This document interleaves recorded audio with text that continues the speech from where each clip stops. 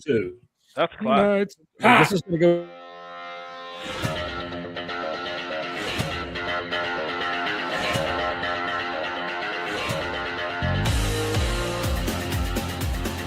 Welcome to the Bleeding Burgundy Podcast, a Washington Commanders podcast for fans, by fans. With your host, Jesse Martin. What are you talking about? You're out of your mind. John Taylor. We finally got professional football back. This is going to be fun. Scott Hartley. Yeah, thanks for having me on. Max Taylor. As long as you got Jaden Daniels, you got a chance to win. Spanning the eras of Washington football.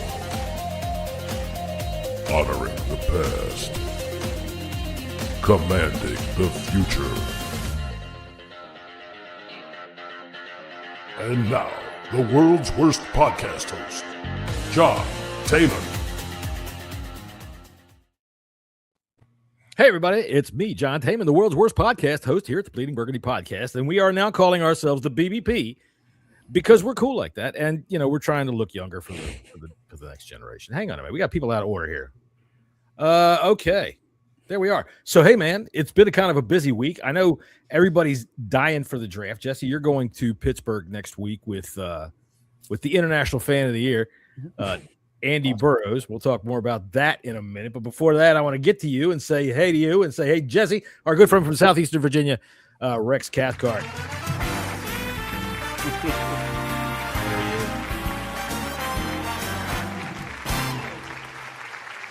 Now, ladies, Jesse will be staying in Pittsburgh next weekend for at least 2 or 3 days.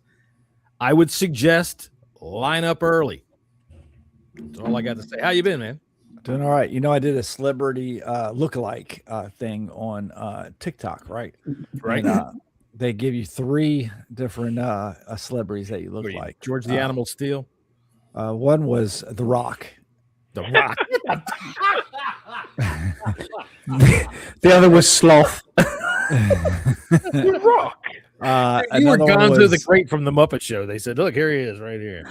The other, another one was Henry Cavill, and I forget what the third one is, but Cavill from Superman. Cavill. Yeah. Oh my God! I think they nailed it. You know, dude, was this on Grindr or something? Was this? Is this some kind of game they gave you on Grindr? The picture you put up, you look like you were having a stroke. Well, that was after that. That wasn't the photo that it looked. That was like me reacting to the. You like this? Yeah, I know. I was doing The Rock. That's why I said it's Sloth, Tony. Oh, sorry. Look, Ken, I don't know if you saw it or not, but speaking of Jesse and photos, we now know who's been giving away secrets of the show and how it's been happening. So we've got that our beard. That beard looks tight. Medium. AI doesn't look. Don't be J.O., man. And look at my stomach. It's flat. Oh, look at that. Look at that. Look at that. Well, you know, Skip ain't hanging around with, you know, any schmucks. All right. That looks like Greenbrier Mall.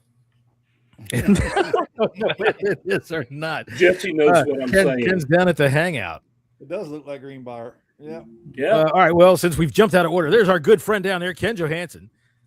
We'll give Alan Reacts a shout out. Nice to see you, Alan Reacts. I hope you reacted well to the shout out. I'm not really going to shout, though. This is about as much as you're going to get.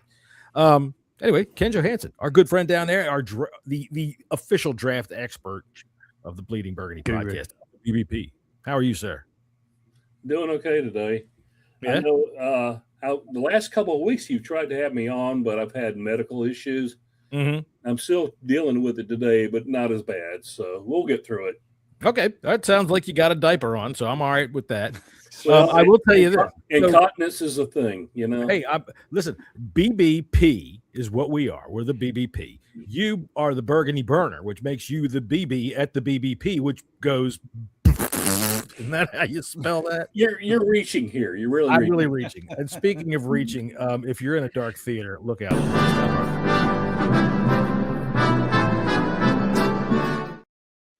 How you doing, Scott?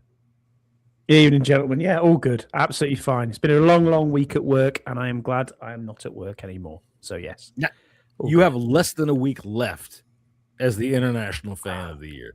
Do you have anything planned? Do they give you like some virgins to play with or something like that? No, Is it unfortunately, nothing? no. I don't even. No, the team have washed themselves of me now. That's it. No Okay. longer. So, yeah, I'm no you went longer out with the flavor of old the month. uniform. That's what happened with you. I did. Yeah, exactly that. Yeah. All right, down there on the bottom right, you see our good friend Tony Wheat. Tony, how you doing today? I see your good Redskins gear there. That looks good. Joe Theismann up there. What he got there? Sean Taylor and another Joe Theismann. Dude, Joe Theismann is my favorite quarterback. And mine. And yours. Why Yeah, is he your favorite? Ken's got it. Because he was my first Redskins quarterback. When in the early 80s, when I got into the team, Joe was the man. No kidding. I had no idea you were that old. Yeah, 82. 82 was when I first started supporting the team, and it was one of the saddest days of my life when I found out that LT snapped his leg in half. Ah, that was terrible. I'll tell you what. I was Cried eating for weeks. I was eating dinner. I did. Did you see Fred Smoot's golf swing today?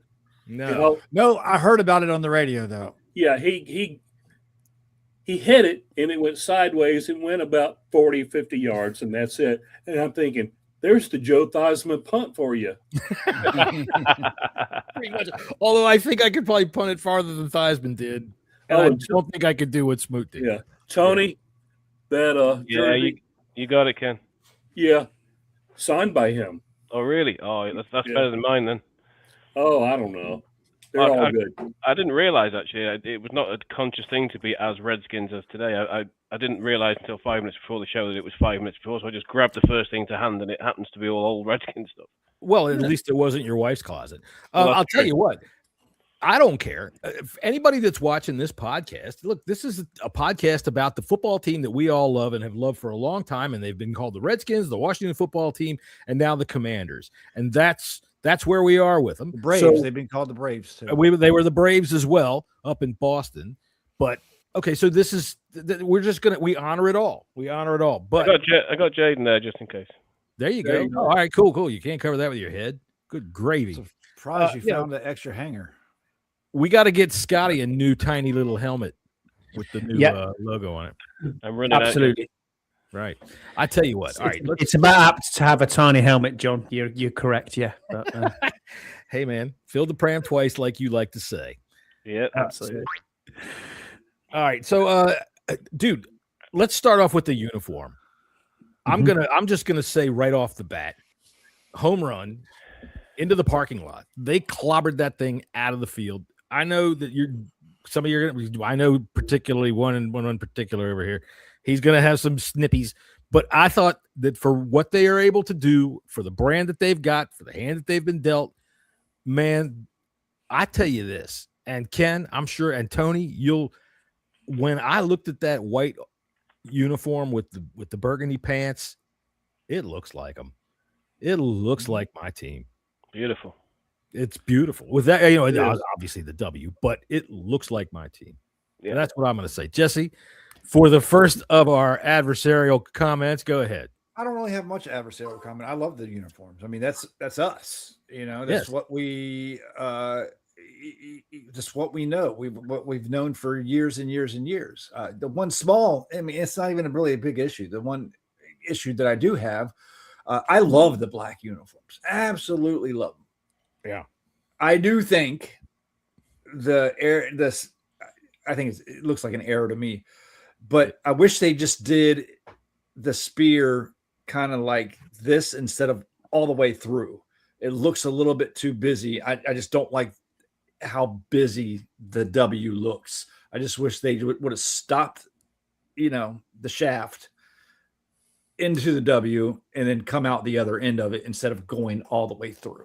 Boy, I'm clipping that. Clip that. I tell you what, we are going to use that in multiple Stop ways. the shaft. Me and Scotty were desperately trying to hold it together there. Jesse thinks it's great, except the shaft is a little too long. But we're talking about Shaq. Scotty, what do you think? What did you think? Yeah, you're absolutely correct. The burgundy's the right burgundy color. It is. The helmets are, the glossy helmets, which is what we want to see of old. Even just the yellow face mask makes a massive difference to what it bringing it back to its normal roots. I love the fact that the the black uniforms look good. They look better with the helmet, obviously, because the tip of the spear, if you want for a better expression, at the end looks very good. But I've seen it on hats, t-shirts, and I don't like the look of it when I look at it on that. I like it when it's on the field. On the on-field apparel, it looks great. It looks great on the side of the jerseys, but it's not for me on like a t-shirt. I will most likely end up buying one, you know what I mean? Because that's just how it goes. But I'm with Jesse in that respect. It just looks a little bit too clunky in the middle of the W. What about you, Tony? Something else I would have liked if they did with it is maybe put just a tiny little feather on the end. See, that's where you start to step into the area where people are. That's where they're going away from. It's a generic, close to the Greco-Roman kind of spear that they're going. Look, I've been watching Spartacus again. Great TV show. Look, if they'd have put Kirk Douglas on the helmet, I'd be happy. Yeah. Well, I seen some spears with some fucking feathers on it. Just saying, that's a fucking Roman TV show about the Romans, and they got spears with fucking feathers on it. All right, we'll go with it. Just saying, anybody could decorate a spear any way they wanted. I mean, some people hung people's scalps off of them. Yeah. Here's the thing. I mean, if we really want to get down into the dickers of it, because there are people that are out there complaining about things still. Oh man! Because some dipshit from Yahoo News said, "Let me stir up a hornet's nest and call up the Indian Affairs people and ask what they think," because you know what they're going to think. Their job is to complain. And I tell you, I was talking with somebody today, that you don't hear too much of them anymore because, winning kind of dries up their market. But in this case, this spear in particular, if you really want to get right down technical to it, first off, the spear is the first known thing that mankind ever created as a weapon other than pick up a rock. Mm-hmm. It's the, pointy stick, kill animal from far away. Fat can throw.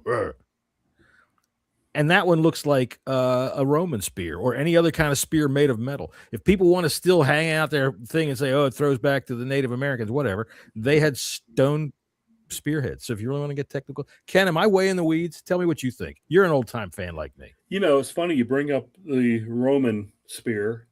You wait. Someone's going to say the Romans owned more slaves than any other civilization in history. Everybody. Damn it, Ken! You don't bring that up. Come on. We're just starting to like the shit again. Oh man, poo on it. Slavery now. Oh jeez. Lord have mercy. You were right, John. You were right, John. My first statement, I would get a rise out of Jesse. You were right. You were right. I think he just likes a deep voice. No, honestly, I think it's all, pretty good. But let's keep something in mind. I think this is just the beginning of the change.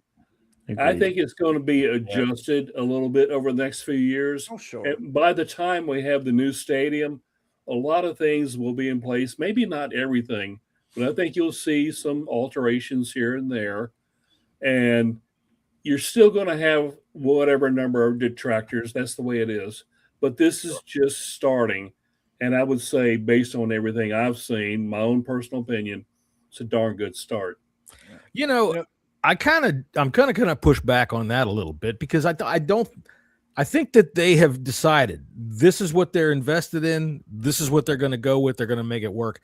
I think that we'll see things like with the stadium, and I'm hoping and praying. And I know, Josh, you're paying attention. So a sculpture garden to dedicate to some of the great Redskins and some of the great Redskin moments. I just want to see the John Riggins run around the end, the 70 chip run while he's pushing Don McNeil down to the ground as a statue right out front with Joe Gibbs, all of it. And that would be awesome. But I don't think, the name and the logo, that's just done. Hopefully next year, though. Like kind of going off with what Ken was saying, and that was kind of my point with, if you want to nod to the past, put that little feather on there. I don't think you're ever going to get that logo. You're never going to get the name back. And I know we were talking about this on the bunker. Was it last night or the night before? How they can maybe eventually, I think maybe Keith was saying, or somebody was saying, and also Kevin Sheehan, which is Jesus, nails on the chalkboard when he talks about the name. Obsession. They can eventually work their way back. Josh Harrison says they're embracing the name Commanders, and if they want to embrace the Roman Greek, there's no way that you can. Romans and Indians did not exist together, so I don't see a a way that it's going to be able to come back to get the logo back. But I do think that you could possibly put a little feather on the spear later on down the road. Then that can give that nod to the past and kind of tie it together like that. Yeah, Jess. I agree with you. I think that it could, as we discussed, could come back as a throwback jersey many moons down the future, or a patch, as Tony discussed before. I think you were spot on with what you were saying there, Tony, with that one, where it could be a patch on a jersey. It doesn't have to be in particular everything's brought back, because I don't think you'll ever get that. No, you're not. And honestly, in these people have spent almost $7 billion at the end of the day. I'm sure close to. The last thing that they want is controversy or anything to dredge up to try to trip up what they want to do, which is try to rebuild this brand. Yeah. And honestly, you want Fox Sports in your locker room, not Fox News. Okay. You don't want any of that crap going on anywhere near your locker room. And they were dealt the hand that they were dealt. They bought it. And so I think that that's what they're going to try to do. They're I hate to use the word push, but I think that spear logo on the helmet. Now, Scott, before I give this up to somebody else, when you said about the logo on a t-shirt, you're right, because it's flat. But on that helmet with that little arc to it, it looks good. Man, it looks tight. Well, that was the the point of the helmet. It looks damn predatory. Yeah. Yeah, that was the point that Keith made the other night on the other pod, wasn't it? That on the the bunker. Yeah, the bunker. That it looks so much better when you can see the dimension on it, not in the flat sort of level. Right. Just back to that first point there. I think there are two obvious milestones coming up, that could bring forward this. One is the 90 years of moving to Washington, right? Which I think is next year, if I'm not mistaken, 1937. And the second, even more obvious, is when the stadium opens. And when they open the stadium, you can be damn sure that whatever it is they're starting now, that's the finish. That's kind of almost like the goal target finish line. Mm-hmm. So the spear, arrow, whatever Jesse wants to call it, at the moment was a bit of a trial balloon. The stuff that's on the website with the crossed spears and the shield and all that kind of stuff, again, they just slowly drip. Yeah. And it's part of a process, and that process is going to get greater as we go through where. I think that could be our logo, I almost thought that the shield with we were going to go that way. Yeah. To have an actual logo, like Scott likes to say, the taco holder. I don't mind the taco holder. I think it's fine. You look at Chicago, you look at Green Bay, it's Washington. Which, by the way, are impossible logos. Yeah. I hate to say it, but that thing in Chicago doesn't look a thing like a fucking bear. Couldn't climb a tree if you gave it $1. But I think purple ravens are out there. Everybody's making a big deal that the name Commanders is not on the uniforms at all. Well, guess what? There's 16 other teams that don't have the names on the uniforms either. So I don't see like they're trying to distance themselves away from the Commanders. But I do see, even the mock-ups of the stadium itself, it has that Washington D.C. theme to it, and that's that Roman type of architecture. The columns. Yeah, right. Yeah. So I really do think they are. You may not like the name, okay? I don't think most people like the name, but we do know the name is not coming back. The original name is not coming back, and we do know that if they wanted to change the name, you're not going to make people happy, regardless. No way. Yeah. What you change it Absolutely. to. So embrace what we have. Embrace the suck, as people like to say, and just deal with it, man. Let's focus on Washington, because that's watch who we the are. Football game. Right. We are the Washington Redskins Commanders football team, and that's I think that's what they're doing. I think Harrison Company are doing a damn good job trying to mend the fences, so to speak. Yeah, I mean, what else can they do? Like I said, they were dealt the hand that they got. They bought it, right? So they saw it. They knew what it was. And the best thing about it, honest to God, the uniforms, they got rid of the shit. They got rid of that crap.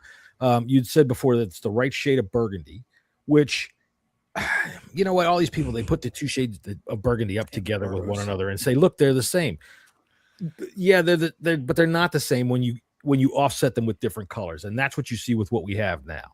So I personally am very happy. That new Raise Hail, I don't want to call it a black uniform because it's not black. It's the Hail Razor. They Hail got a new Razor video out. I think they dropped right. I think we should be allowed to put fucking died. spikes on the helmet like the Hellraiser. But it's not black. It's charcoal gray. Charcoal.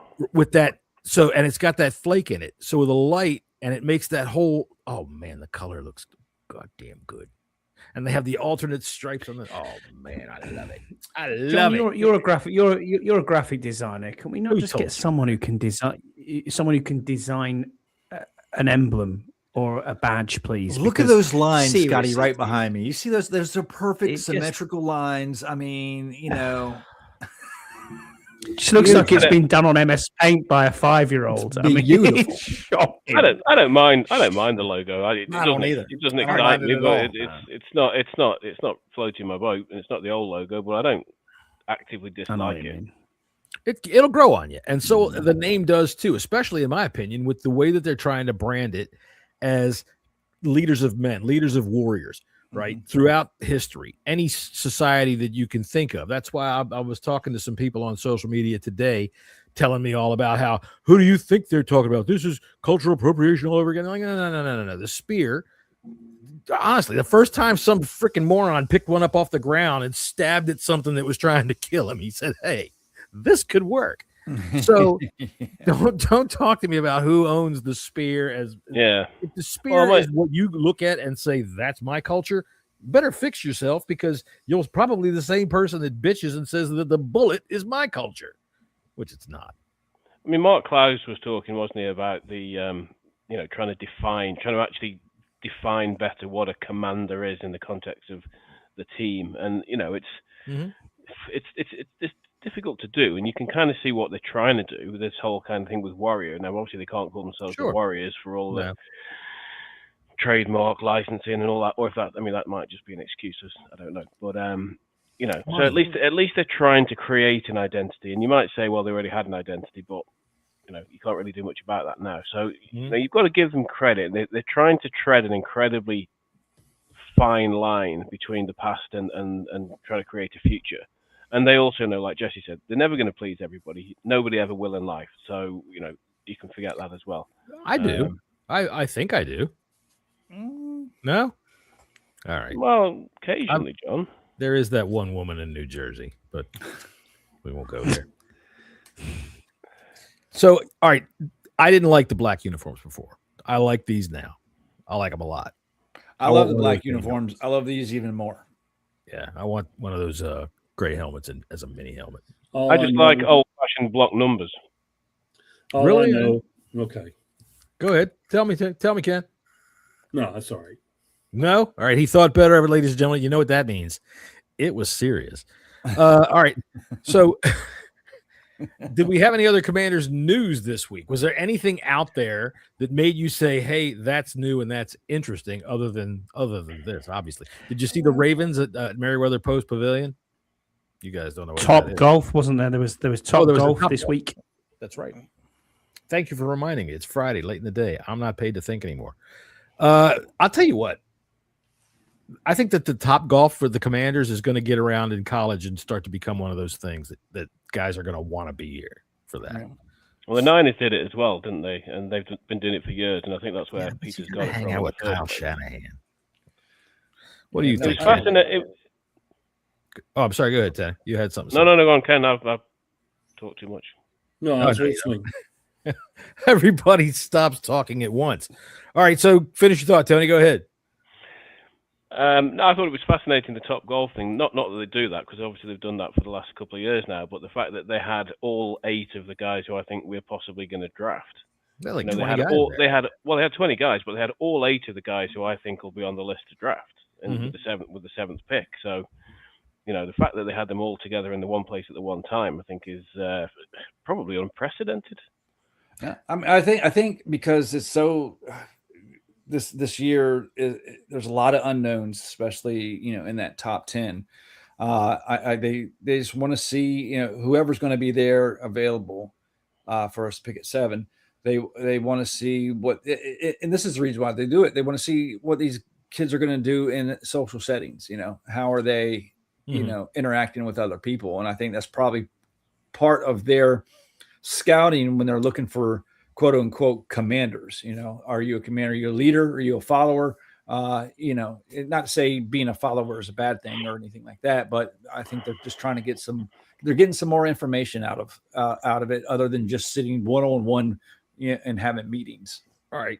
So Ken, if you're evaluating talent, all right, and you're sitting there surreptitiously viewing these gentlemen as they work within the social construct, and they go to the snack bar and they order some fries, do you judge them more harshly if they squirt the ketchup directly on the fries or off to the side?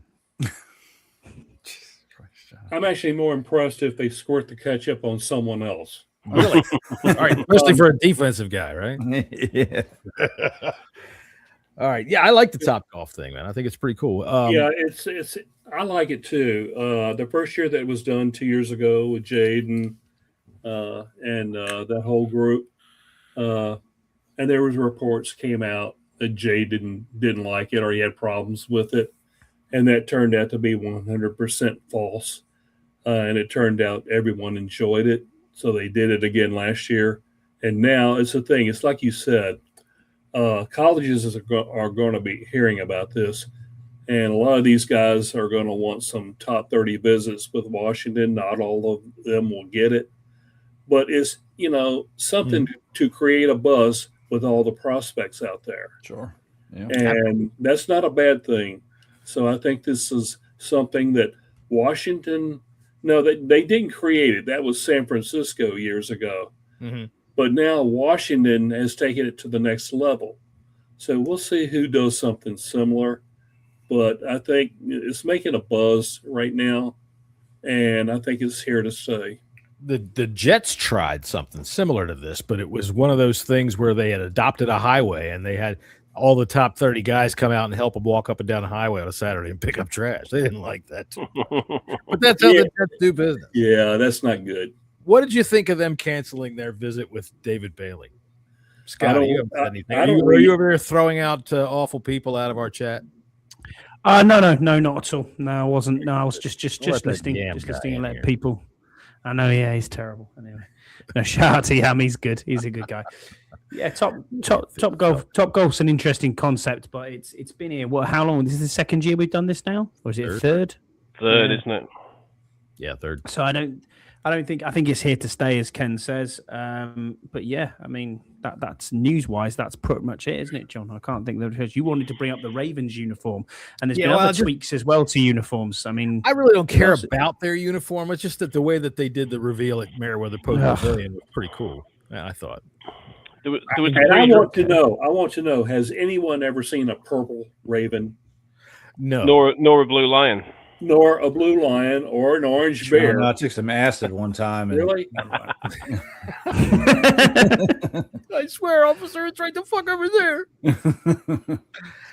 No, I want to get back to you asked about David Bailey and the Jets. Yeah. That canceled out. It sounds like maybe the Jets are focused on Bailey with that second overall pick. Mm-hmm. And that didn't feel like spending the money on the flight. No point in it. And, there was a big deal made earlier today, and I'm tying this all together. There were 3 GMs today at Jordan Tyson's workout in Tempe, Arizona. And I don't read too much into that. If the Commanders are so interested, they would have sent their GM or their top guys. But guess where Jordan Tyson was on Wednesday? He was here. Top 30 golf. Right. They just saw him. So why, send out a big delegation out there? They know what they know. Mm-hmm. So did Newmark go? Did Newmark wind up going, or did they send anybody for his workout? Well, they were there. Yeah. I mean, it was reported that the Commanders had a presence, but we don't know who it is. Yeah. But we know that it wasn't the GM, it wasn't the owner or anything like that, or the coach. It wasn't anything like that. That stuff. He was very good, apparently, though, wasn't he? Yeah. What's that? Tyson's workout was very good, apparently, wasn't it? Yeah, he didn't do any specific drills. He just did basic workout, probably ran routes, things like that. but they said that he had his swagger back and he was doing really well. Yeah, I think Tyson's probably the best overall receiver in this draft. I just, his injury history is just no, I can't. I'm sorry. I'm going to have to pass on that. Big Brock, what's up, man? Nice to see you. Asks if Denzel Boston played Topgolf. I don't think I heard his name, but I'm not 100% sure. Ken, you got any idea if he was there? Trading back, he's a motherfucker I'd be interested in. Yeah. If you go back a bit. Just back onto Bailey, though, I agree with Ken. It seems to be, we talked about the fact that other than Mendoza at 1, nobody knows what's going to happen.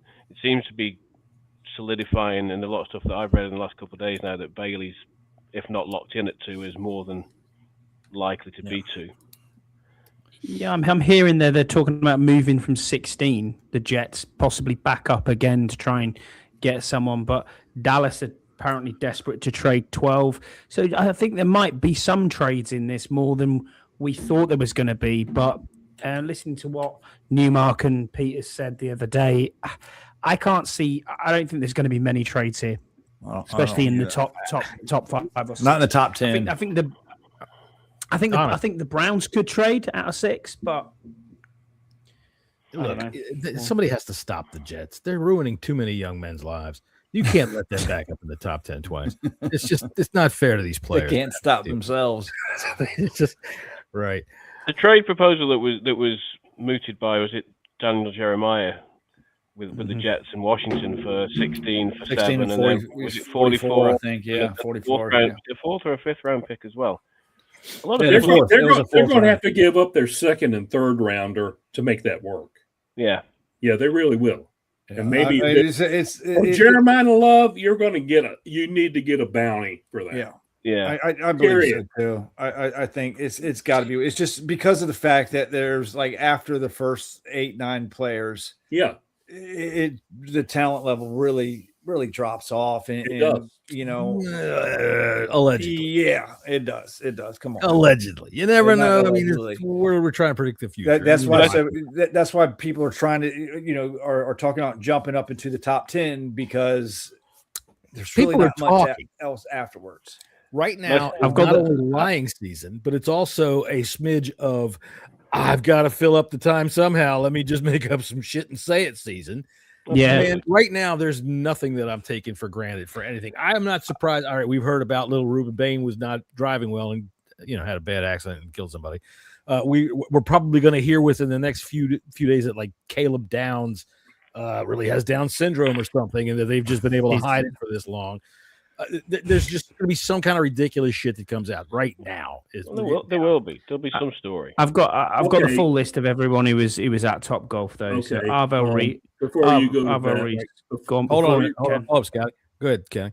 Before you go to that, we did have a top 30 with Denzel Boston to answer someone's question earlier. For Big Rock. Mm-hmm. He was wondering if they were at the golf. Go ahead, Scott. Let's hear who was at golf. So who attended the golf was Arvel Reese, Sonny Styles, Carnell Tate, Caleb Downs, Jeremiah Love, David Bailey, Ruben Bain, Mansour Delane, Matt McKay-Lemon, Jordan Tyson, and Ethan Kalamanis, who's the quarterback from Rutgers, I think. Yeah.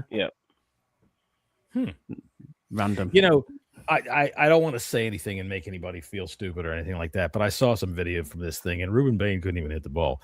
It's not that he was off target; he just couldn't reach the goddamn thing. He was swinging that glove. It was like 3 inches above it with his T-Rex arms. Yeah, that is not happening. I don't know where you're getting that information from. There's been videos of him. Wide receiver position says Big Rock. Videos of it. Videos of what playing tall catch with fucking come on now. Preseason workouts is not preseason good. Well, off season workouts. Terry at his MiamiBrown.com workouts or something like that. All right, I'll tell you what, we did promise we're going to do a mock draft, and we're all going to pound it. We're going to go, the early rounds, we know all that kind of stuff like that, so we'll probably move through that rather quickly because we don't have a second round pick. I need to get to the list. Okay, well, Scotty's going to put it up here on the screen. And Scott, you had a great idea. We're going to pound the table for some of these late round picks and see who we like and what we do. But I want to hear what Ken's things are on. Oh, go ahead, Ken. Do you want me to present the list this year or not? Oh, yes, please. It is my mistake. I forgot the list. Oh, what about let's put a little caveat with this list. As we go through these rounds, Ken reads off where he thinks some of these players are going to wind up. You think could you do that, Ken? How deep's the list? Shout. Okay, just let me do this. Okay. Yeah, go for it. Yeah. Okay. First of all, the number of top 30 visits we had this year so far is 20. We may find out about a few more, but for now, 20 top 30 visits. As far as the team pro days, the Commanders had scouts, team personnel at a total of at least 90 team pro days this year. Wow. Busy. Now, the number of NCAA games attended this year by scouts, again, team personnel, etc., is 31. They attended 31 games this year, and that includes the NCAA playoffs and so on. A new category this year, the Commanders, at least what we know of, and there's probably a lot more, they attended 3 practices this year. What do you mean practices? You know, like spring practice? Or... Back last summer, they attended an Arizona State practice. Okay, yeah. Just a general practice, preseason practice. A general practice. Interesting. No, that was an Arizona practice, not Arizona State. I was going to say, at Arizona State, you have the benefit of being able to maybe be in a porn movie. Now, also last summer, they visited a Vanderbilt practice. I don't know who they were scouting there at Vanderbilt, but they were there for that. And also in October, sometime in October, they attended an Arizona State practice. Now, you know what I'm saying is, with that one, you're probably looking at Jordan Tyson, just observing. Let's quickly get to the list here. The number of cornerbacks that they met with during the pre-draft process is 8. They met with 8 quarterbacks along the way. That's interesting. Got to bring someone else in. Did they bring? I mean, did they just do like due diligence on somebody like Mendoza? Just to have the list. That's all. Oh, okay. Please tell me they didn't talk to Diego Pablo. The number of wide receivers they met with in the pre-draft process has been 34. Okay. The number of tight ends they have met with is 16. That's interesting. The number of running backs they have met with is 11. The number of offensive tackles has been 19. The number of offensive guards is 4. The number of offensive centers has been 11. That makes a grand total of 34 offensive linemen that they have met with. Now, some of those are interchangeable. Some are guards and centers. Some are guards and tackles, and so on and so on. That makes for 103 offensive players we know that they have met with. It could be more. Now, on defense, the number of cornerbacks. Hang on a minute. Before you go further, how many of them were they able to complete the deal, go home, and score with them? Well, all right, never mind. So I know. Jesus Christ. I will say, Ken, with the I'm just going to put the tight ends out there. You said 16. 16. I wonder. I wonder if we met with them before or after we signed Chiga Concro. You know, so I'm thinking probably some of this stuff was before free agency started. I'm sure. Let me put it this way: a number of those 16 that they met with was on team pro days, so it was after. Oh, okay. A number of them were met with during January at the Senior Bowl, the East-West Shrine Game, the Hula Bowl, so on and so on. So it's all over the place. They do their due diligence. Yeah, and I'll tell you why they meet with these guys. They get to know them. And 5 years from now, they may want to re-sign. They may want to sign one of these guys. Exactly. Or they know what they're looking at when they've got somebody else as an opponent. Yeah, so 5 years, did they meet with Chig? Maybe so. Anyway, the number of running backs that they met with was 11. Oh, I said that already. We're the defense. The number of corners that they met with is 28. Woofed. Okay. The number of safeties that they met with is 15. The number of linebackers, including a couple linebacker, edge rusher, Just kidding. Go ahead. What's that? I said 4,000. I was just making a joke with the linebackers. Oh, okay. The number of linebackers is 22. Yeah, that's a lot. I mean, I think we need linebackers. So that makes sense. That makes sense. The number of defensive ends / edge rushers is 31. Wow. The number of defensive tackles is 19. So they have met with at least 115 defensive players on the defensive side of the ball. Now, special teams, they met with 17 overall. And it's divided this way. They have met with 4 long snappers. They have met with 4 punters. They have met with 8 kickers. Sign all 8 of them after the draft. Don't you dare.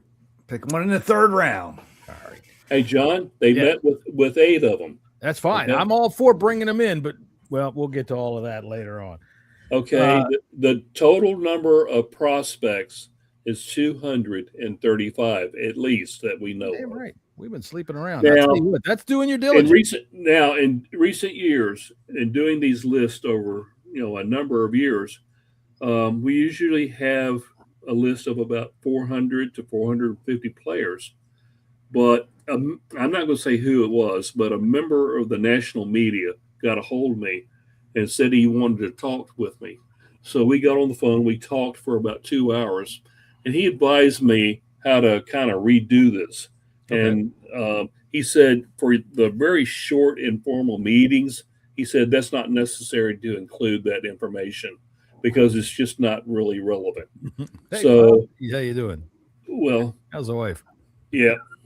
So that's why we have at least 200, 220 less players on this list, and it makes much more sense. Mm-hmm. And there's more, I can see more of a focus now and what the team may be looking at. Yeah, and speaking of wife, but let me throw this in real quick. Like my wife, my daughter, and 2 daughters are over at our daughter's house that lives a couple miles away, and they're watching this live. Hello. How are you doing? So John, be good. Now, John, you see that you have that logo on your shirt. Well, here's mine. Here's mine. Now, let me tell you what happened. It's yellow, as you can see. I can see that. It was red a few weeks ago until someone bleached it. Until my wife decided to bleach my whites. Oh, oops. And yellow is okay. At least it didn't go pink. Let me tell you, I know she did it on purpose. And Julie, you're watching right now. I know you did it on purpose. You, Julie. How dare you? Ken, what's interesting, with all the positions and the numbers that you mentioned, I think what's most interesting about that list is only 6 interior offense or 6 guards or was it 6 centers and only a few guards? 4 guards. You would think that list would be higher. But didn't you say that there was a bunch of them that were? So if you're looking at all 10 of those, let's say I'm not sure if you said 6 centers, but if you look at 10 guys and they all can play all through the interior line. Let me go through the list again. Okay, offensive guards 4. Right. A number of those were hybrid. They don't shower often. Hybrid tackles and all that. And number of the tackles that we have listed 19, about half of them also listed as guards. Okay. Now the number of centers that we met with is 11, and that is the focus this year for the offensive line. All right. Well, I can accept all of that. That's pretty good. Yep. Yeah, I know some. I know, like for just example, Trey Zune, he played tackle, but he's expected to move inside in the NFL level just because of his size. So you can probably put that into perspective too. Some of these guys are some of these college tackles just aren't cut out to play tackle in the NFL. No. Well, all right. I'll tell you what. Before we move into the live mock draft that we're going to do tonight, because what the else is there to do before we get to the damn draft? You can't get here fast enough. We got a top 10 list, and I thought I had something else, but I'm not sure. So we're going to do a top 10. So let's see here.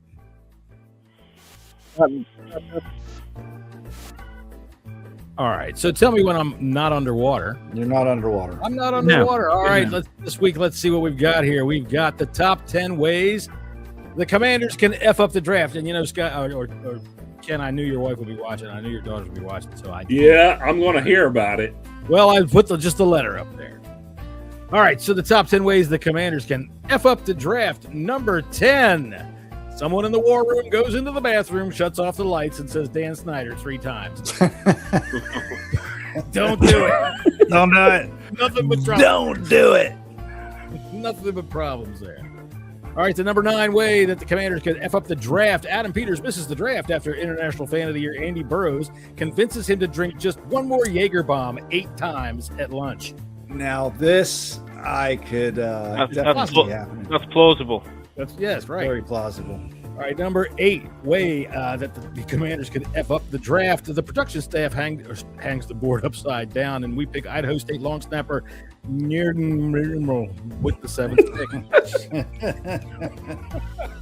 So that was terrible. All right, the top 10 ways the Commanders could F up the draft. Number 7. Josh Harris finds an old 76ers draft card in his pocket while waiting for the NFL to answer the phone and mistakenly picks Colorado State small forward David Roddy. That would be a disaster.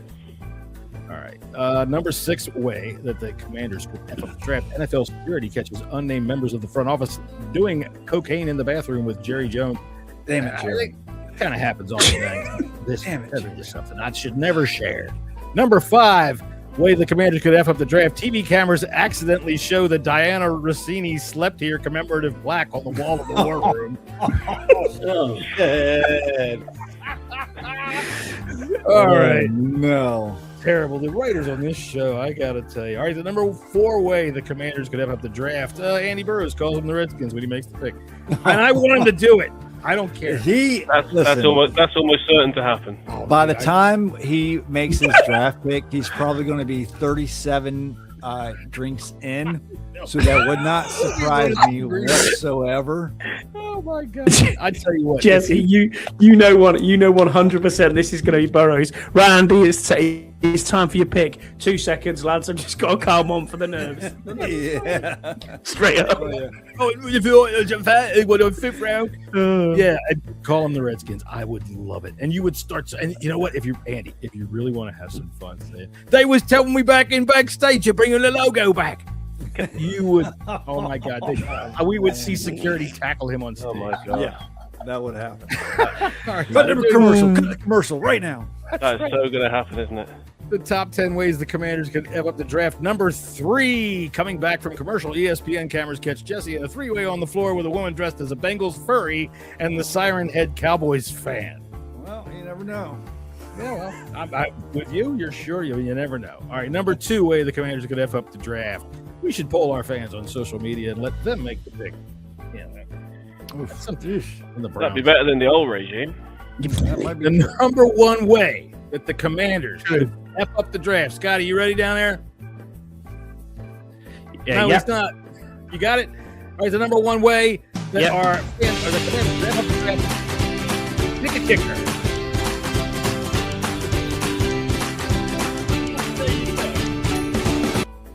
The Raiders did it. Sebastian Janikowski. Yeah. Sebastian Janikowski. Listen. If we pick up like 2 7ths and we pick a kicker with the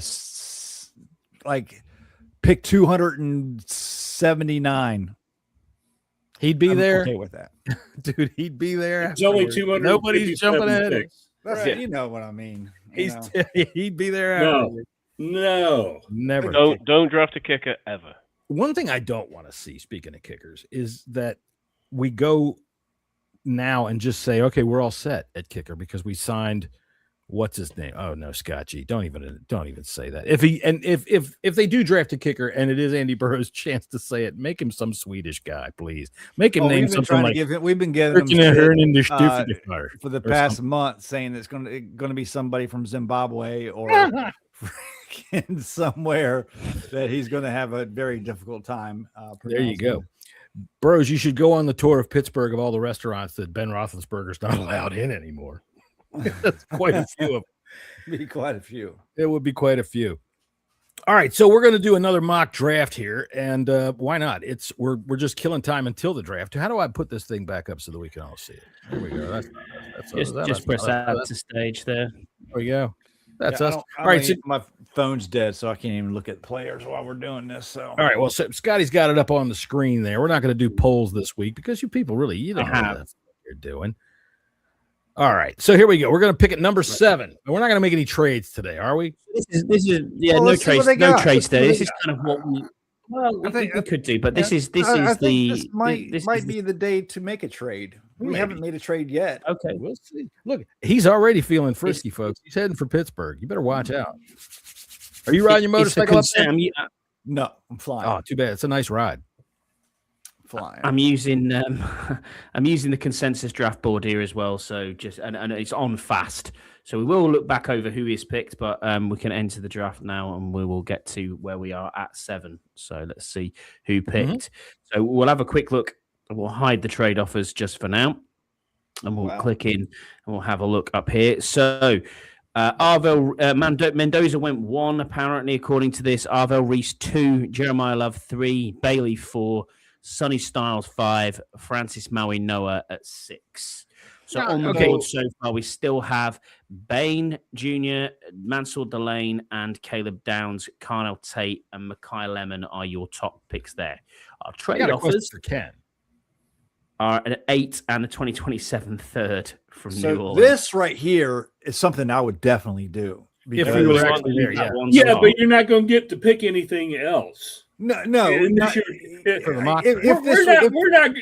This is a simulation, and if we're not getting extra picks in this simulation for this year, forget that. That's how I do it, Ken. To be honest, sure. You're right, because this is a simulation. But if I was the team, I'd absolutely do this because I want to stack as many picks up for next year as possible.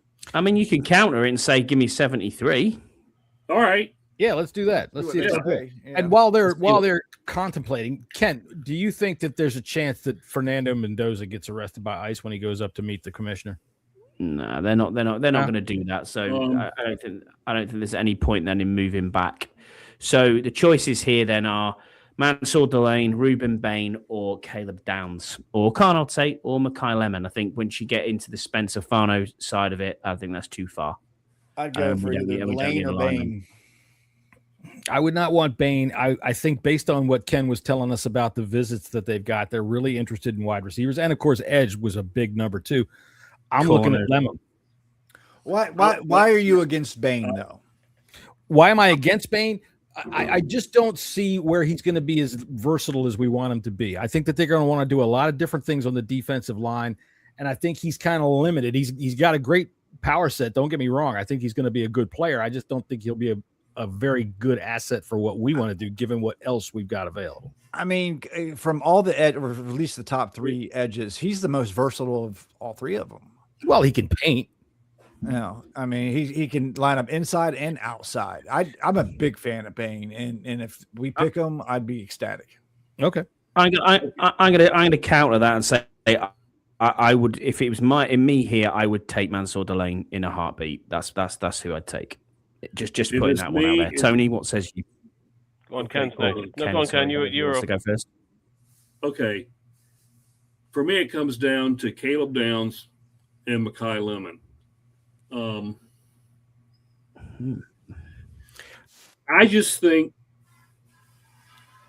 Jaden needs another really great weapon. He has a really good one in Terry, and may have a good one in Brandon Ayuk eventually, later this summer. But man, you put Makai Lemon all in that group, it changes everything. Carnell Tate, you can make a good argument for him as well. But Lemon, he's going to be coming out of the slot. And I tell you, linebackers and strong safeties in this league are going to really have a fit trying to cover him.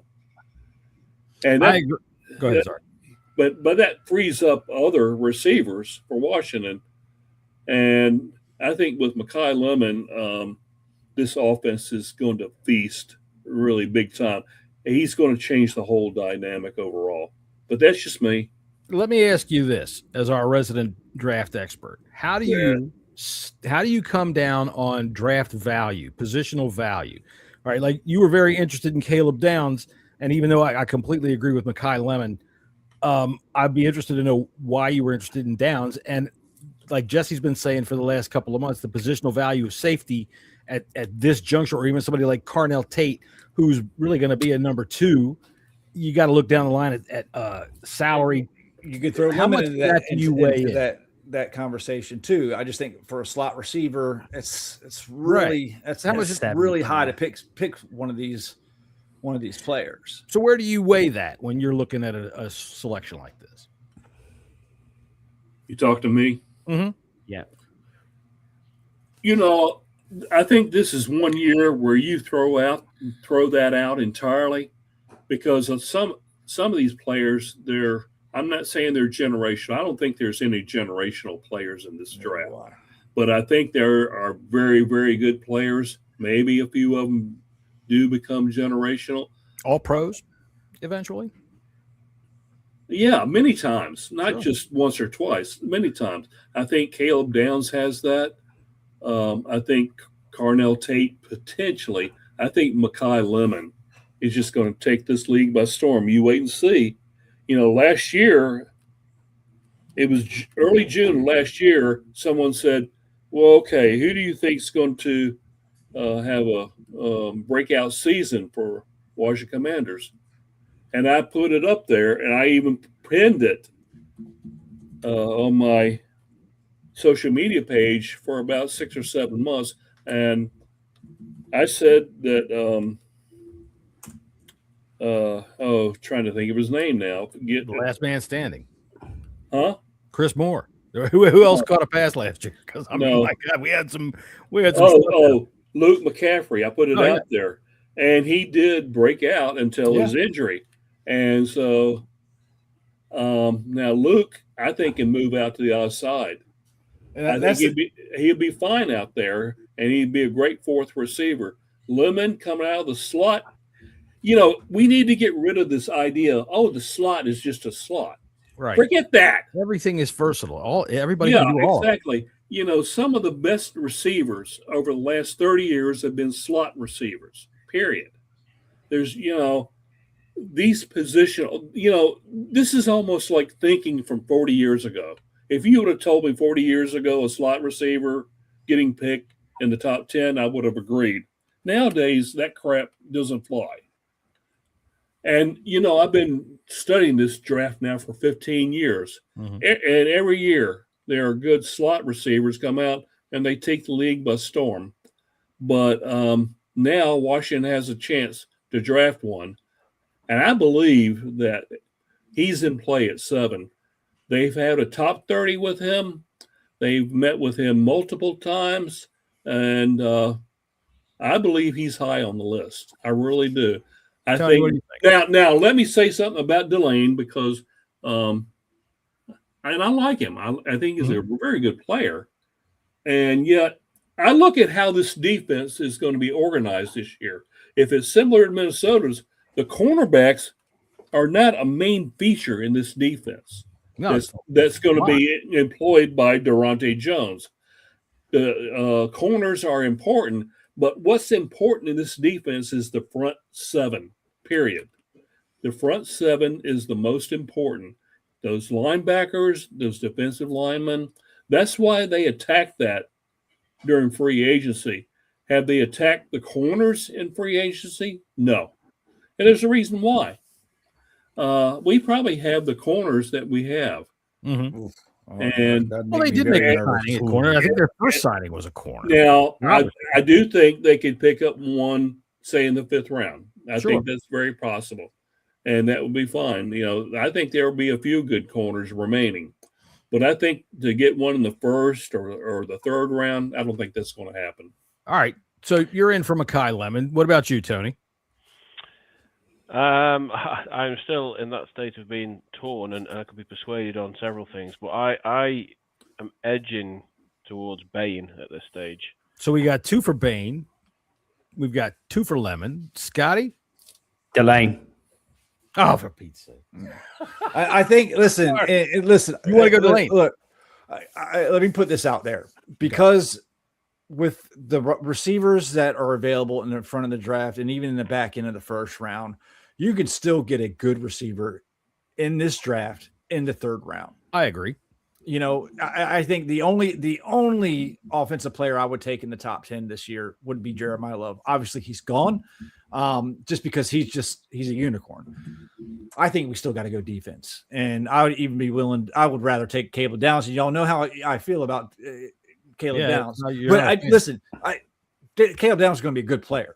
I just do take positional value, you know, above all else, when we're talking. And since we don't have like a glaring hole besides maybe center and a wide receiver too, which yes, Carnell Tate, I'm sorry, he's a wide receiver too. I don't see him being the Terry's heir apparent, but I think you can get that other receiver in the third round via a Fields or via the kid from Georgia.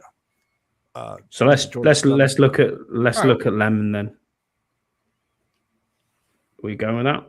Well, let's make our pick here. We've got 2 for Lemon, we got 2 for Bain, and we've got 1 for Delane. I would say this. I'm of this group. I would not want Bain or Fano. I would want Lemon or Downs. Who's going to be a superstar who's got the best chance of being a superstar in this group right here? What? Come on now, Ruben Bain. No. I think maybe Downs might have that Downs and Delane, maybe. Downs has the leadership and the organizational ability and that cerebral aspect that we definitely use on defense. But then you also have to figure in what they did in the offseason. Like, they just signed Nick Cross. No wide receiver. Yeah. So I get that. I think if you're taking a Carnell Tate or a Mekhi Lemon, I think you're reaching a little bit.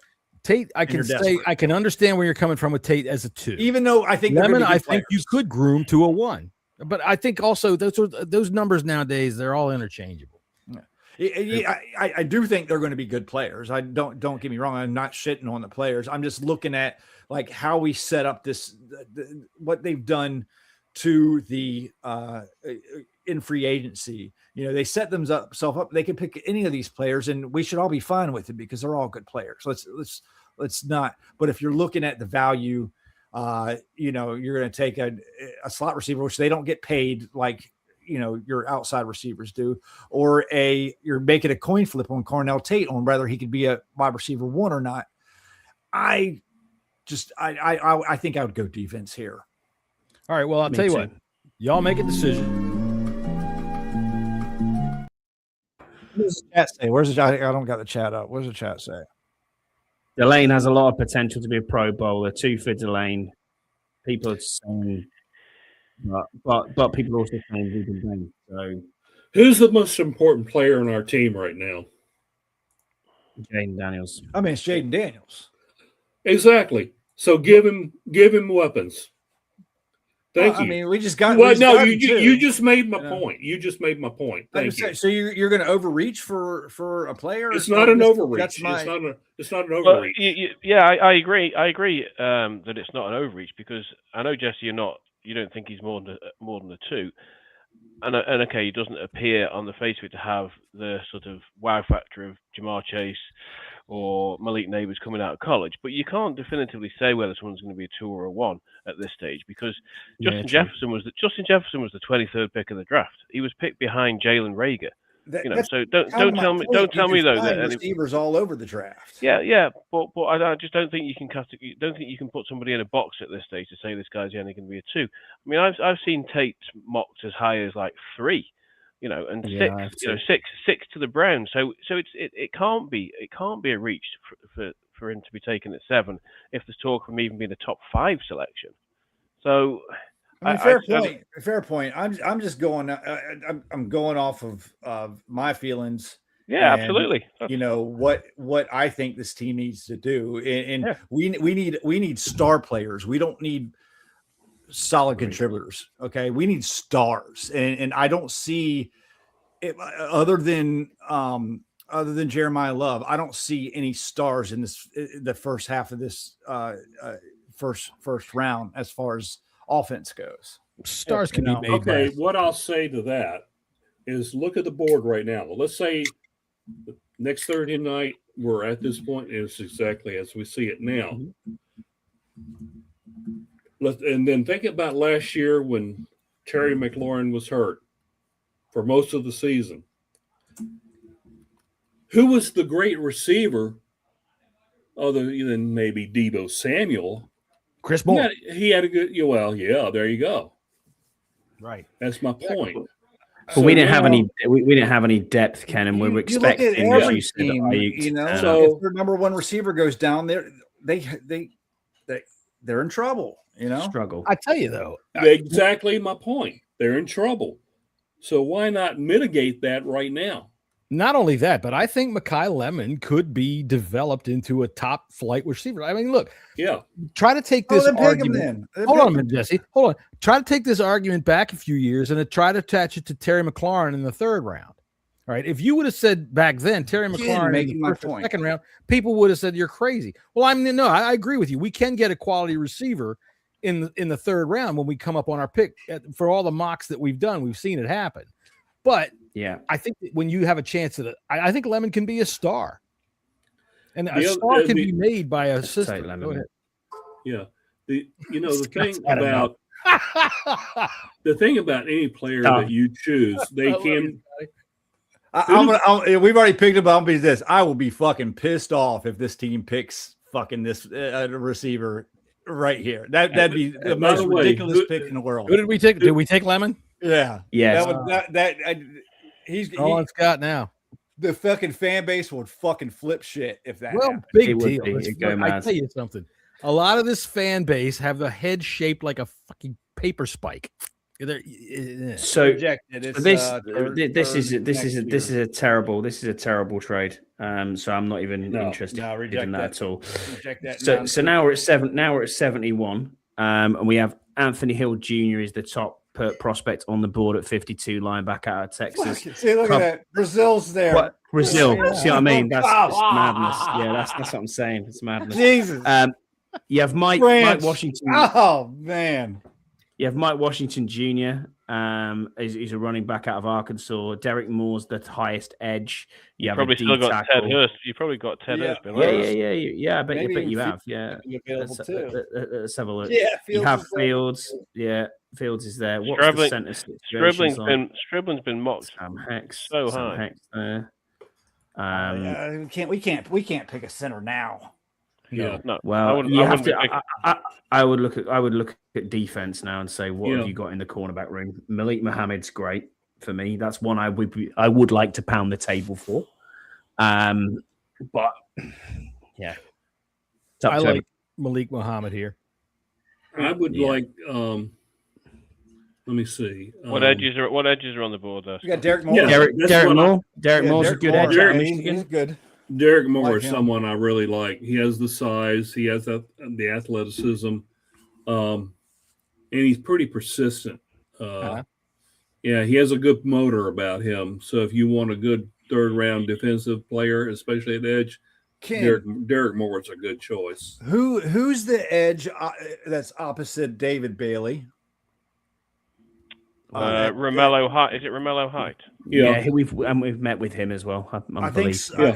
We had a top 30 with him. Yeah, I think he could be a possibility too later on in the draft. Let me see if he's there still. He did have a hell of a season. But how much of that is due to? Romello Height's there. He's rated as 18. Yeah, at 89. He could be a possibility if there's even moves to be made, or even at in 71. I tell you, Dennis Sutton is another good one out of Penn State. Yeah, he really is. Is he still there? Oh shit! The Browns took Keontae Scott. I liked him too. Yeah, I like him too. Yeah. Is Danny Dennis Sutton? Oh, he is there. Yeah, he is there. 76. I'd be very tempted there. Yeah, there's some good edges here. There's some good edges. You can't have enough of them. 5-star, especially when you have one on contract until. Right. After the season. Look at his RAS score. We know that Peters loves a RAS score. What is his RAS score at the top there? Yeah, 996. we talked about this Yeah. on the bunker. Yeah. I think the RAS score is a little bit overrated. Yeah, maybe it was in our chat that we do. I do think people put too much onus on a RAS score because all these tests are done in shorts and t-shirt, and it's not, Oh yeah. Listen, people try to quantify athletic ability into numbers, and there Yeah. are certain aspects of it that you just can't. Yeah. You just can't. You know, So I take all of those kinds of things with a grain of salt. And I think a Yeah, lot of times, especially with a thing like a RAF score, it's somebody who managed to make himself a career by developing. I want to make somebody I thinks want to they make can use. 2 points there. Yeah, go ahead, Ken. And Jesse, it's a great point. RAS scores. Let's talk about a player that one of the best cornerbacks of all time. He's in the Hall of Fame. He's 5'8", about 185 pounds.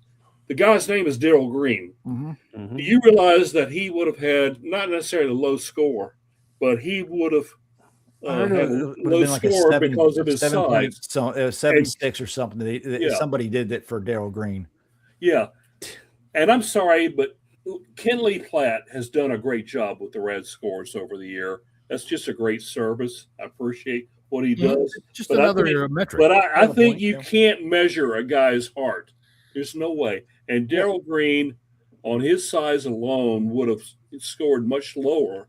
Thank goodness there was no RAS back then. Otherwise, he would have been, selected in the 5th round. But by who knows? But yeah, Darrell Green, all-time great. Yeah, I mean, I didn't. But I wasn't. The other point to all of this is that, man, I lost it because I'll get it back. I'll get it back. Y'all talk, and I'll get it back. No, so we like look I at said about this RAS, I just think people, and I don't know if the NFL teams do it themselves. We do hear Peters loves the RAS scoring like that, but I sure hope they just don't pick people because of he's got a 9.99 RAS piece score, in the puzzle. No, and I only mentioned it. I only mentioned it because it's quite well known that if you look back at the draft picks that he's made over the last few years, that the common denominator with a lot of them is that they've all had a high RAS score. Yeah, now, I'm not for 1 minute suggesting that that's what they should be basing their decisions on, but there's a bit of a theme there if you're looking at trends. I do think if you see the tape and the tape is what you should trust first and foremost, I think. But you see a guy with a lower RAS score, but you're like, dude, this guy can flat out fucking ball. I throw the RAS score away and not even worry about that. Who was the international tight end that we signed that had the Samus highest Reyes. RAS score off the charts? Yeah. All right. Yeah. Okay. Dude couldn't catch a cold. And I'll take the blame for that one because when I was well, here's what happened. You came on this show and we talked about him. Yeah, we did. I remember. Before that, on the Burgundy Zone podcast with Kyle, Mike, and those guys, I was the one that introduced Samus Reyes to everybody, and I accidentally discovered him when I was checking into Florida, University of Florida's pro day, and he participated in that pro day, and I was online looking at it live, and I said, "Who in the world is this?" And so I started looking at him. Man, the physique. He's sexy. You got to admit. Yeah, his physique was unreal. So then I got on to him at training camp. Yeah. Then I got on. Hanging around by the hot tub. Yeah. Then I got on to the BGO podcast, and that's where I first talked about him. So the guys started looking at them live. Not live, but they saw videos of them, and everybody started going, "Oh my goodness!" And then the Burgundy Zone people, they asked me about it, and that's after that is when it exploded. Well, it turns out that a source from the team, I'm not going to say who it is, a source from the team learned about Samus Reyes from what we had put out there. No kidding. No kidding. Hey, well, let me tell you, Scott McLuhan and all those guys back then, of course, Bruce Allen, they said, "Hey, this guy looks good, sexy pick." And then they found that they could sign him right away as a free agent. Yeah, they signed him as a free agent right away because he was available to do that. And so I take the blame for it. There's Scott McLuhan stepping into the scene. Oh, somebody said something on a podcast about this tight end. Tony Hill here. I also like Derek Moore here. I like Derek Moore too. Anthony Hill or Derek Moore? Yeah, I like the edge. From Texas Penn Tech State as too. well. Penn State. There's some good players right here. Mm-hmm. So can we agree that we should probably look at edge? I think so. If the edge or corner, and I think that I can't see, it's too small. Malik Muhammad's here as a corner as well. Go on a limb for Hill too, man. I think he's a good linebacker. And that is still possibly in need. Mm-hmm. The one thing I'll say about Anthony Hill, there's 2 or 3 red flags on him. I won't elaborate, but it's been coming out in the last few days. So, and I was looking at some of the devil's grass. No, not that. You silly ogre. She dropped the charge. It's okay.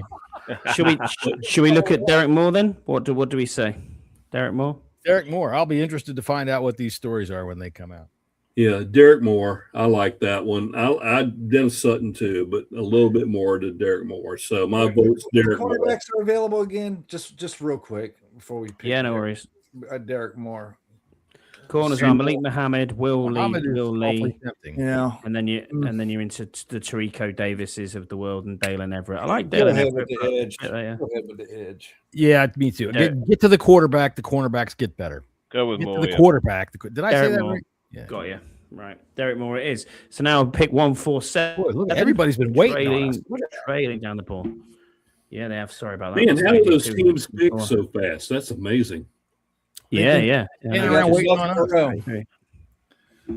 So all prospects then. We need to go to the just bring up centers. Yeah. You got Trey Zoon. That's my guy. All know I love Trey Zoon. Every one of the mock drafts we've done, we've taken I like Massis as well as a corner here, but obviously center is a need. Matt Golbin's good out of Michigan State. Pat Coogan, you can probably get a little bit later. We read about him last week when we were doing this, and there was something about Golbin that we all just kind of shook our head at. I think, and I'm not bringing this back to RAS score again, but didn't Golbin have like one of the lowest RAS scores in the history? It may have been, yeah. Dude, we got a guy 3.46. Oh God, 3.46. Yeah, motherfucker was waddling on the 40. Now I'm not saying we should pick people based on RAS scores, but if you can't put one foot in front of I got a man crush on Trey Zoon. He's a good tackle. He's just not built to be a tackle in the NFL, and he's got 5 center and he's been doing great. I'm happy to put Ken, what do you think of Trey Zoon? Okay, I started scouting him back in October, and I remember telling Kyle on the Burgundy Zone that watch for this guy, and he came back about 4 or 5 days later and said he's not a good tackle, and I said but keep looking at him. You'll see that he has very good skills as a guard and especially as a center. So he started seeing it more. So in January, when Ryan Fowler was on the Burgundy Zone, Kyle brought it up to him. And Ryan Fowler was who? And then a week later, I saw a post from Ryan Fowler, kind of talking up Trey Zoon. So he knew by then. But he's been something that someone I've been looking at since October. And seeing more tape of him, I could see the move to guard or center, but especially center. And here we have him listed as a center. Yeah. Mm-hmm. Yeah. So, I think he's a guy that we wouldn't need to play him right away. He needs some season and he needs some development, but I think he could be the center of the future. So we're now 187, round 6. And we have tackle. This is Andy Burroughs' round. This is probably Andy Burroughs' round here. Yeah, I like it. We haven't went with Heidenreich. He's one of them. No, we haven't. Swiss Army knives type of Jeff players. Caldwell. I like Caldwell. Get another receiver. I like Caldwell too as well. But I mean, how many receivers do you need? Yeah, That's exactly. The question is the receiving room is big. Reminding that we took Lemon as well. Yeah, but are any of them? Yeah, it might be big. It might be big, but are any of them any good? We haven't picked I know what you mean. We haven't picked a corner. have we?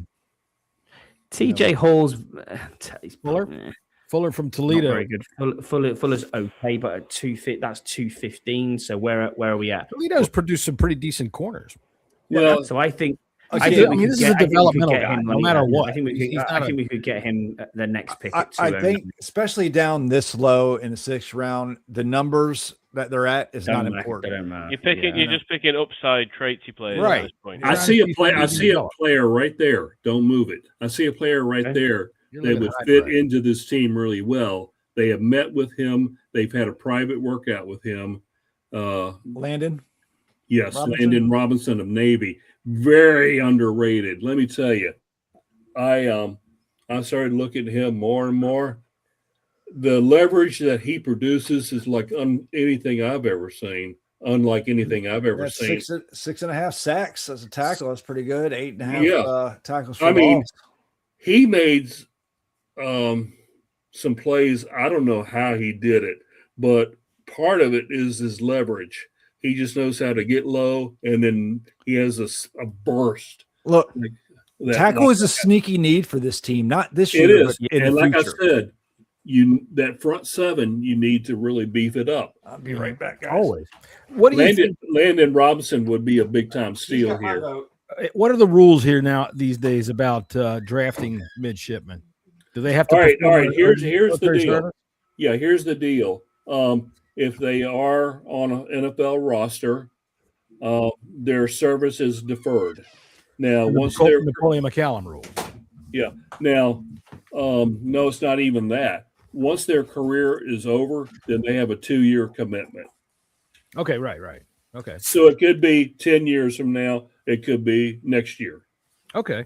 So he would be an ensign maybe at the age of 34. That would be something. Yeah. Well, they did that with what's that one quarterback from Navy that went Roger Staubach. No, it was recent, more recent. I think he went and played for the Ravens. A matter of fact.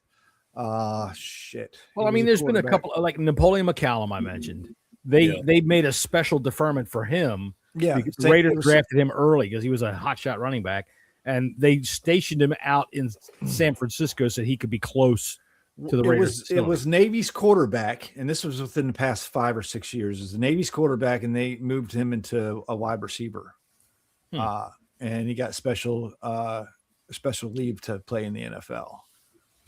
So are we taking Landon Robinson here, or are we going for the wide receiver? I'd take him in. Yeah, like I said, I think defensive tackle is a future need for us, and he'd be good. Most to rotated position on the field. Development. Yeah. Go with that. Okay, Keenan Reynolds, you're talking about, by the way. I think. Yeah. That's exactly who it is. Yep. Yeah, wasn't that long ago either. I just don't know how that came into Fuller, my right ahead of us. There you go. Fuller went right ahead of us, did he? TJ Hall, yeah, I think we need. I do think we need a cornerback. I don't rate him at all. I think his right up's pretty meh. I haven't seen. You know where I am at this stage of the draft. I want people that can. They can position flex. I want to see guys that can quite play big. He's 6'1", 189, but he's go quarterback. We need a quarterback.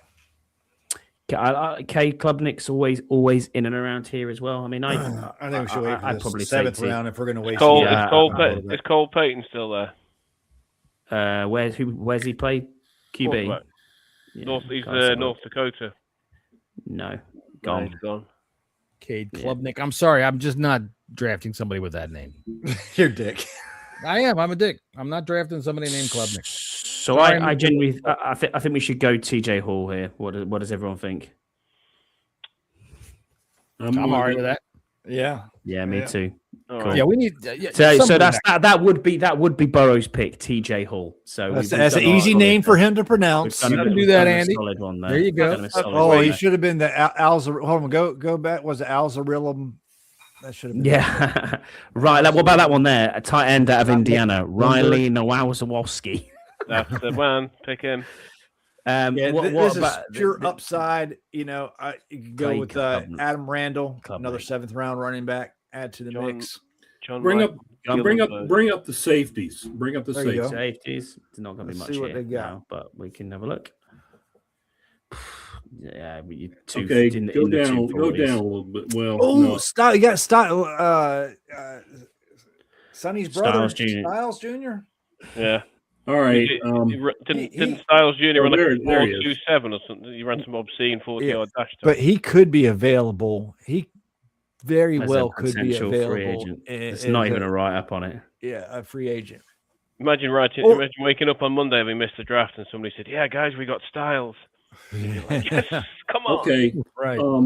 The safety for Southern Cal there at the top of that list, Bishop Fitzgerald. He's met several times with Washington. So Okay. just someone to think. Scroll down a little bit with this list. Okay, when you go back. Yeah. He ain't got no scout There's report nothing. either. He ain't got no scout report on there.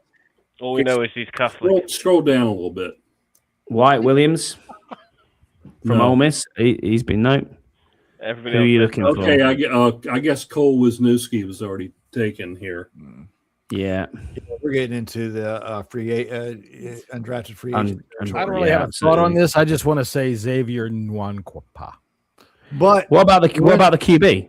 Lorenzo Styles is somebody that very well could be picked up at round 7 if and I'd be perfectly okay with that. I mean, the pedigree there is obviously Ohio State, and he was a 4 or 5 star recruit coming out. He's a 5-star recruit. Yeah, Tony's right. He ran a ridiculous 40. Scott. Yeah, I know. Speaking of quarterbacks, I think they're going to take an undrafted, or they'll sign an undrafted free agent. I think they're going to get that Rutgers quarterback because they've met with him quite a bit. I don't think he'll be drafted, but I think there's something they want to add him to the team with the goal of eventually having him on the practice squad. Mm-hmm. And I think this will end the career of a certain practice squad player that's been here that all the women out there really love. Yeah, gotta have a hot third string quarterback. I am not available. I'd completely forgotten that I saw Sam Hartman's debut live in Dublin for Notre Dame. Yeah, you did. You did, yeah. And guess what? This was even better. And Jeremiah Love's debut for Notre Dame. Very cool. Red Murdoch's still there, yeah. I mean, we do linebacker, yeah. I tell you, Red Murdoch is a pretty good player, a little bit underrated. Yeah, he is. I think the size may, He was just taken in a mock for us by what injuries has he had? Reuter on NFL.com. Yeah, he's a projected 6th round player, so we can get him in the summer. That'd be a good value right there. Move up. Can move back up. Yeah. Well, yeah. Look at this: 17 forced fumbles. Great. Mm-hmm. Wow. That's a 9 sacks. Record. I'd probably take a shot on this motherfucker. Same. I would agree. I think 17 forced fumbles really sticks out. Let's take that. Let me Red Murdoch. Not only that, but you could trust Red Murdoch. I guess you took him. Okay. Yeah. Sorry. Yeah. That's all right. Well, what did we get? We got a B? We got a B. Yeah. So let's see why we got a B then. So they're saying B+ for Makai Lemon. Derek Moore was a B-. Trey Zoon B-. Landon Robinson B. TJ Hall was an A-. And Red Murdoch was a B-. So I can hear the voters back there now. Yeah, absolutely. I can hear them too. But we'll just pull that off the screen. There we go. Thank you, everybody. Yeah. Hey, that was good. All right. So there's our final mock draft before we get to the actual draft. And I think next Friday, has anybody got anything left that they want to add to the draft? Now, here's where I say you sign your kickers and your practice squad quarterback. This is where I say you do it. And I say you bring in a lot of them. You're allowed 90 players. We're getting a kicker in the 3rd round. Fuck you, John. We're drafting a kicker. We're gonna do it. AP's gonna draft a kicker with our 2nd, 6th round pick just to piss John Taman off. Maybe that's what Andy will do. He'll go up there in the 6th round just to say, "Oi, fuck you, John." Picking a kicker. All right. Let's see here. Anybody got anything to add for the draft? Ken, you got any final thoughts for the draft? Nope. Oh, no. All right. Well, let's hit the music. It's less than a week away. What's that? I said it's less than a week away. I can't wait. Yeah, I would like to say this. I'd like to apologize to Julie, Jessica, and Andrea for enduring this whole thing. Should have been a. This is the most entertaining thing you've had since Murder, She Wrote went off at 4:00. You know, I've been getting texts from them throughout this whole podcast. Hear this. Sorry, ladies. And well, Julie did say that she's going to bring a bar soap to the next podcast I'm on here. Oh, I think that's because Scotty smells funny. And I've had a shower. I warned them. I will have. This is a fan footage. show. Hopefully, I'll be able to send some footage over to John. About some of our little rendezvous out in Pittsburgh before the draft. And are you guys going to come on live? Sure about that, Jesse? Yes, we are. As a matter of fact, so Thursday, when the draft starts, we'll do something. We haven't actually got it all nailed down yet. What we're going to do? I'm not coming on live. Yeah, you're going to be. It's late. Not at that time, and neither can Sony. It's stupid o'clock in the morning. So right. No Me chance. and Max will probably come on. I've got a friend of mine that's going to be out in the thick of the crowd, so we're probably going to check in with him. I think if we do a reaction, then maybe unless you guys are live and we just hop in once the pick's been made, maybe that's the way we go it. And of course, Jesse, we can always set up a studio and just record it so that you can pop in whenever you want and say whatever you want, and we can have it for the Friday show at 5:30 when everybody's going to be just loving it and wondering what it is that the Bleeding Burgundy podcast has to say for this most amazing pick that we've made in the first round. And let's see. I think the Friday the draft starts at 7, so we could potentially come on before. At the regular 5:30. I think I'll probably already be back in the seats. So I can just do it from the phone. And we can get our live reactions, and hopefully maybe I'll have some footage. And then the following Friday, we'll recap the draft. And then I'll have some footage from the draft itself, hopefully, of Mr. Goodell and whatever you got stuff that we can find ourselves into. Just get me video of Andy Burroughs talking to the commissioner and everything. Now Burroughs wants to do karaoke one night, so really, we're gonna have to film him doing that. Oh, yeah. Keep it gay, keep it light, keep it fresh, keep it fair. Let it bloom every night. Give it room. Never stand still. Keep your love a lovely dream and never wake it. Come on, Mike. Keep it gay, keep it gay, keep it gay. Keep it gay, keep it gay, keep it gay. I just love that. I love that. That's really good, Burroughs. That's like really Frankie good. Goes to Hollywood tribute band. He was great. Yeah. Right. Andy Burroughs says choose life.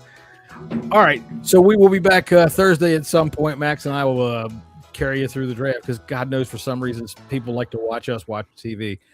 And of course, all next weekend. All right. Not only see, Andy says, I'm actually going to sing this for John. Keep it gay. Keep it gay. There you go. Thank you, Andy. But I think last year we came on Saturday for a while, and and people enjoyed it. So we're not doing anything. It's nothing for us to turn the cameras on. So if you guys, nobody's got lives. I mean, come on now.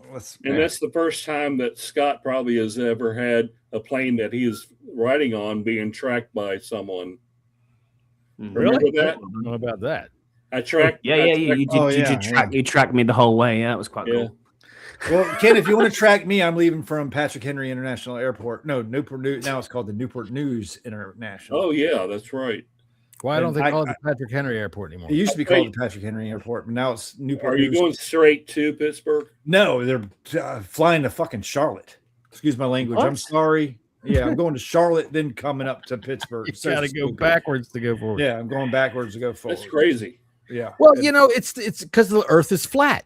You got to go do things screwball that way. To be honest with you, they make all the suckers believe is real. I could have gone from Norfolk straight to Pittsburgh. Sorry, team, but they paid twice as much for the ticket because I didn't want to travel for the Monitor or the Hampton Roads Bridge Tunnel because it's construction and that drive sucks. Yeah. So I got the local airport, which is 5 minutes from my parents' house. Scott, are you going to Pittsburgh? No, ma'am, not no. No track. Well, I'll track Andy if he'll let me.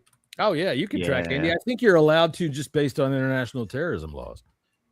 Yeah. Oh, I mean, excuse me, hooliganism laws. I don't mean terrorism. I mean hooliganism. All right, Andy's not going to blow up anything, but he might have a couple of beers and yell about your football team. Yeah, that's true. That's about it. That'd You're be about good. to get Andy doxxed. No, we love Andy Burroughs.